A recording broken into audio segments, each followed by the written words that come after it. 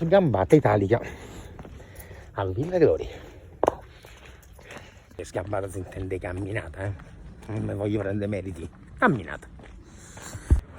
Con l'avvicinarsi della mezz'oretta ti senti soddisfatto.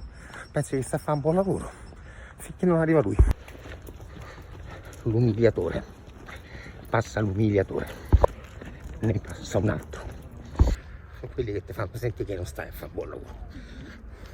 Esce fuori un umiliatore, c'è un scoiattolo e poi esce fuori un umiliatore che va in campo in sanità.